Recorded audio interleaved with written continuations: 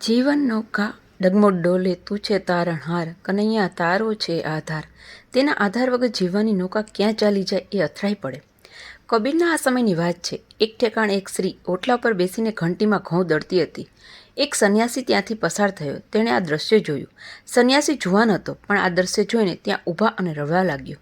ત્યાં લોકોનું ટોળું ભેગું થઈ ગયું. બધા તેને પૂછવા લાગ્યા, કેમ, શું થયું? તું શા માટે રડે છે? પરંતુ સંન્યાસી રડ્યા જ કરે અને પેલી સ્ત્રી દળતી હતી તે તરફ અંગુલી નિર્દેશ કર્યા કરે, પણ કંઈ બોલે નહીં અને રડવાનું બંધ કરે નહીં. કદાચ તેને એમ પણ લાગ્યું હશે કે પત્નીના કહેવાથી મરચા કોથમીર લેવા જતો રહેલો માણસ મારા પ્રશ્નનો સૌ જવાબ આપી શકે. તે રડતો જ રહ્યો. છેવટે ત્યાં કબીરજી આવ્યા.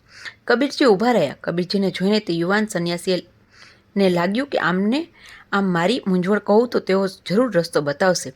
બીજા બધા તો અહીં મારો તમાશો જોવા ભેગા થયા છે. તે રડતો રહ્યો.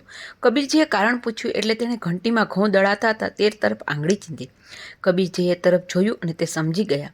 કબીરજી પેલી સ્ત્રીની પાસે ગયા અને પેલી સ્ત્રીએ દળવાનું બંધ કર્યું.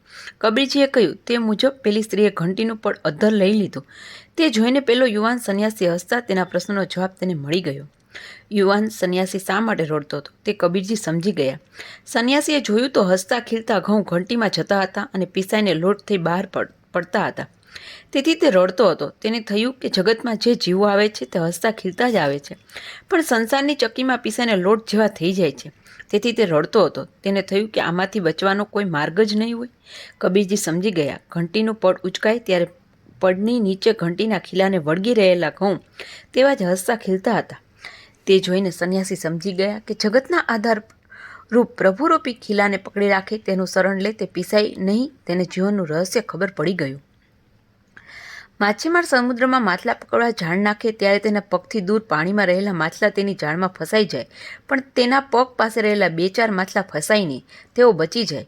પ્રભુ એક માછીમાર છે. તેણે માયાની મોજાળ ફેંકી છે. પ્રભુથી જે દૂર રહે છે તે મોજાળમાં ફસાય છે, પણ જે પ્રભુના ચરણ પાસે રહે છે તે ઝાડમાં ફસાતો નથી. અસ્તુ.